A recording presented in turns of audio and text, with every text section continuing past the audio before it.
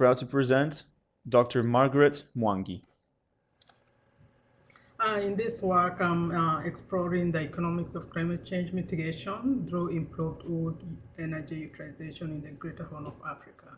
I'm using the case of options in Maasai inhabited Savanna Rangelands of Kenya. Specifically, I'm exploring how improved or alternative energy utilization across scale would change under climate change condition and also under business as usual scenarios. Uh, in this case, I'm looking at two most widely used wood species for energy, the eucalyptus and the acacia species. Here I'm looking at the barriers in achieving mitigations using these species. I'm also using a political ecology approach to do that. And of course, I'm using a modeling approach to draw those scenarios. Okay, the current evidence reveals that there is an existence of spontaneous improved wood energy utilization types. There are three categories of wood energy utilized for fuel wood, for charcoal. Other uses would include terrepots. For example, the eucalyptus and the acacia, these are the most commonly used species in these regions of Maasai inhabited savannas of Kenya. These species, both of them, these are eucalyptus stud and this is the acacia. The acacia is naturally growing, these ones are plantations.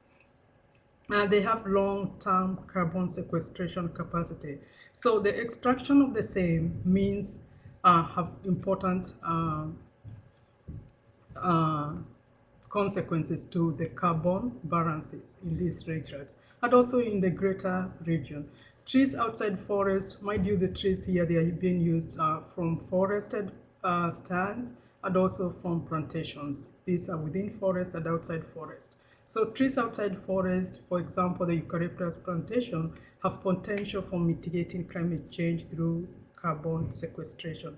Again, it depends on the use of the trees, whether they are used as forage or as terrepost, depending the durability of the product that is being, the final product also translates to how much carbon is being sequestered over time.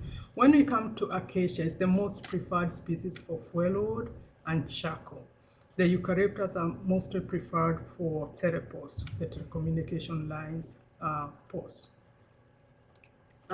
This is an example of a charcoal. In most places in the regions of Maasai, these savanna regions, the charcoal utilization is very high. It's illegal to burn charcoal or to make charcoal. However, its use is not illegal. So it's contradictory.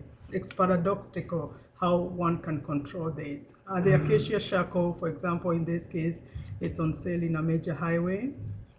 There's diversity of use across sectors when you talk about these products.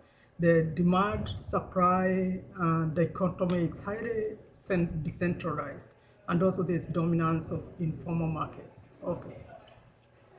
But when we consider the overall use or the extraction of these species, the most commonly preferred species, the eucalyptus and the acacia, are we sustainably extracting them? Currently, no. In some cases where they are being exploited for long-term or durable product, we can say they are being sustainably exploited.